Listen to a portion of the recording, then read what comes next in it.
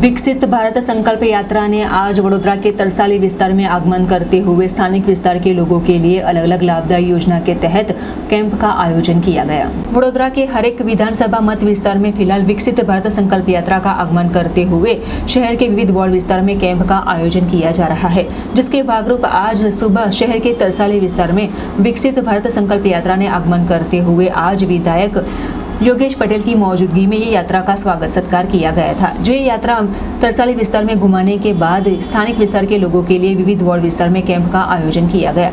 आज election ward number 17 अलवानाका तथा तरसाली शरद नगर प्राथमिक शाला में कैंप का आयोजन किया गया था। इस मौके पर मांजरपुर के विधायक योगेश पटेल, पूर्व मेयर नीलेश राठौड़ तथा दंडक शैलेश पाटिल सहित स्थानिक काउंसिलर उपस्थित रहे थे।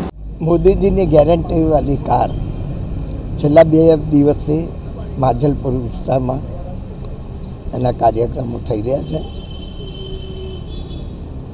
દેશના વડાપ્રધાન બન્યા પછી અને રાજ્યના મુખ્યમંત્રી જ્યારે 2001માં થયા ત્યારથી એમના જે વિચારો હતા એ ગરીબમાં ગરીબ વર્ગ હોય, સામાન્ય માણસ હોય ત્યાં સુધીને મારી યોજનાઓ પહોંચે એ માટે આજે જે એમની ગેરંટીવાળી ગાડી ફરી રહી છે એ દેશના ગામડે ગામડે ગલીએ ગલીએ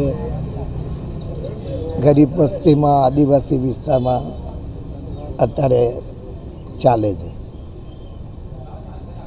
આ યોજના જે એમની છે ખાસ કરીને આયુષ્યમાન યોજના એમાં 5 લાખ રૂપિયા કેન્દ્ર સરકાર આપે છે, 5 લાખ રૂપિયા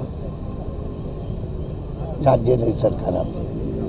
આ કાર્ડ કાઢવાથી ઘરમાં કોઈને બી બીમારી આવે તો 10 લાખ રૂપિયા સુધીનું એનું બિલ સરકાર ચૂકવે।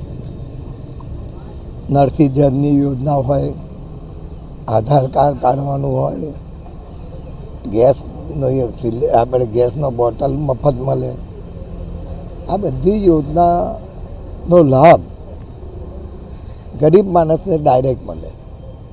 પહેલાં એક સમય હતો કે ફેરિયાઓ પાસે, લારીવાલા પાસે બેંકમાં ખાતા નહોતા તો એમના ખાતા બી ખોલાવડાયા, એક પણ પૈસા લીધા કર બેંકમાં જમા કર્યા વગર।